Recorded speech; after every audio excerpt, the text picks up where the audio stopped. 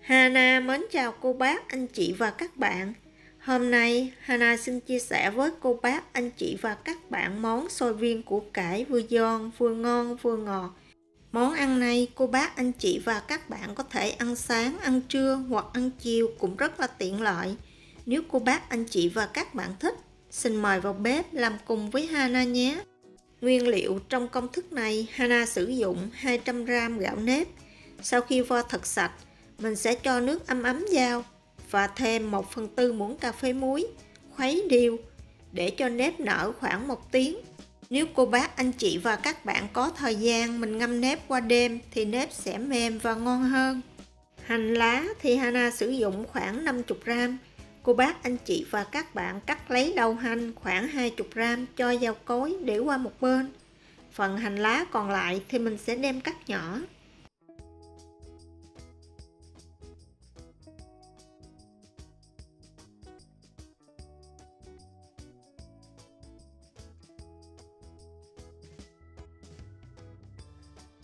Và 20g gừng mình cũng cắt nhỏ, cho vào cối chung với đầu hành và mình đem giã cho thật là nhuyễn.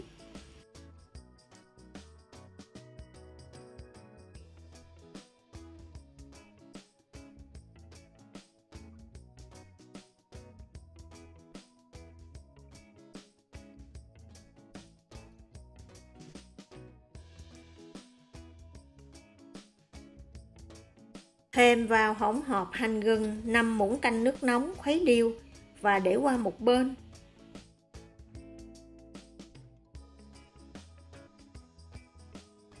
Tiếp theo cô bác, anh chị và các bạn mình sẽ lấy một củ cà rốt gọt vỏ rửa thật sạch, sau đó cắt khoanh dày khoảng 0,5 cm và cũng để qua một bên.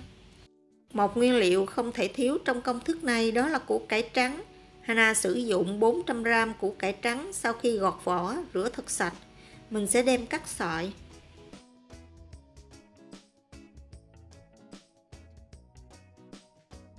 Trong một cái tô lớn cho vào 300g thịt heo băm, 1 muỗng canh nước tương loại nhạt, 1/2 muỗng canh dầu hào, 1/2 muỗng cà phê đường cát, 1/2 muỗng cà phê bột nêm ga và một ít tiêu.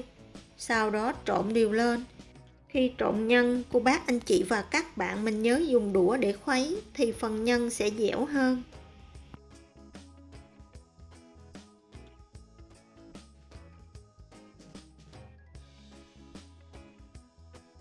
Đây là hỗn hợp hành gừng lúc nãy mình đã giã và để qua một bên. Bây giờ thì mình sẽ đi chắc lấy nước gừng cho vào. Cô bác, anh chị và các bạn đừng cho vào một lần, mình sẽ chia làm 3 lần. Mỗi lần cho vào thì mình sẽ khuấy đều thịt lên. Mình làm như vậy thì phần thịt không bị đọng nước ở đáy.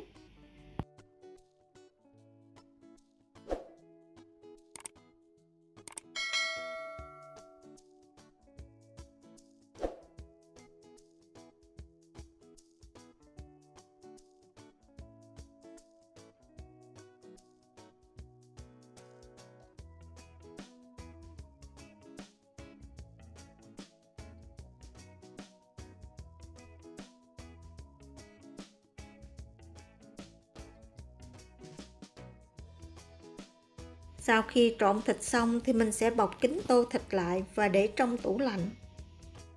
Sau 1 tiếng thì mình sẽ đem nếp đi vo lại một lần nữa cho sạch và để ráo. Sau đó cho 1/2 nếp vào sửng và đem đi hấp khoảng 20 phút. Cô bác, anh chị và các bạn có thể sử dụng vải hấp, hoặc là không có mình dùng giấy nến mình cắt lỗ mình cho vào.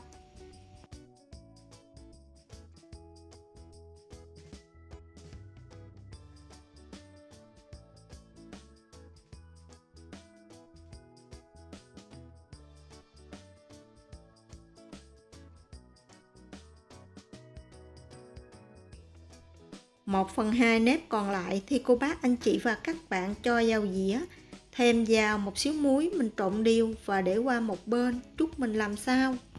Phần nếp sau khi hấp được 20 phút thì mình sẽ đem ra ngoài và để qua một bên.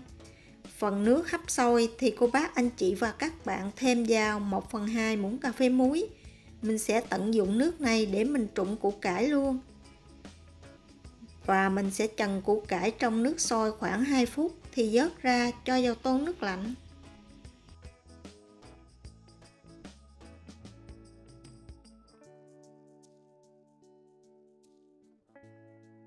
Khi củ cải nguội bớt thì mình sẽ đem đi vắt cho thật là ráo nước.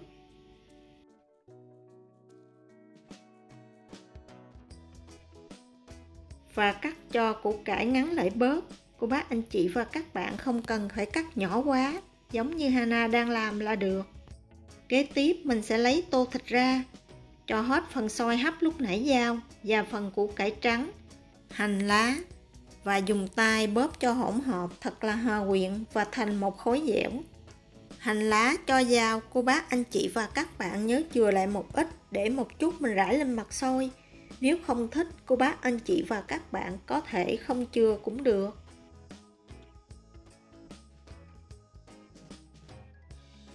Nước để hấp xôi thì Hana sử dụng lại nước luộc củ cải lúc nãy. Mình sẽ đun sôi trở lại. Mình làm như vậy thì vừa tiết kiệm nước, vừa tiết kiệm thời gian để nấu. Thoa một ít dầu chống dính vào khuôn.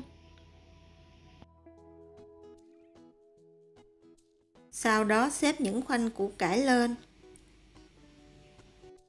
Công thức này Hana làm được 17 viên xôi.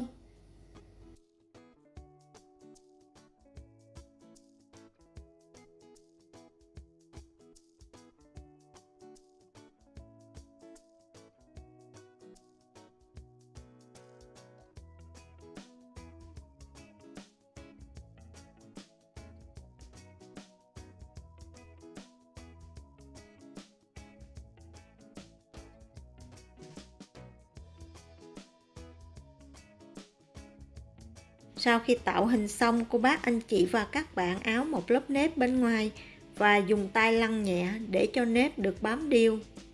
Và trang trí với kỷ tử. Nếu cô bác anh chị và các bạn không có, mình có thể bỏ qua hoặc mình dùng hành lá cũng được.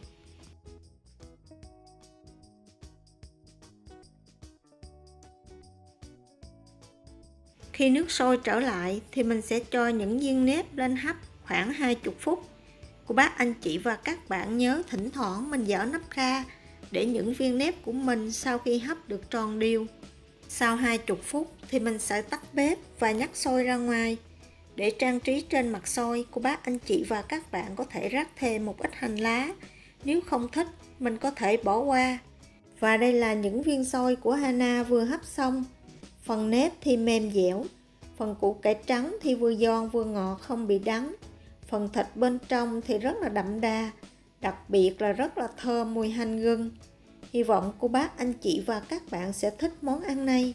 Nếu thích nhớ đăng ký ủng hộ kênh của Hana nhé. Hana cảm ơn.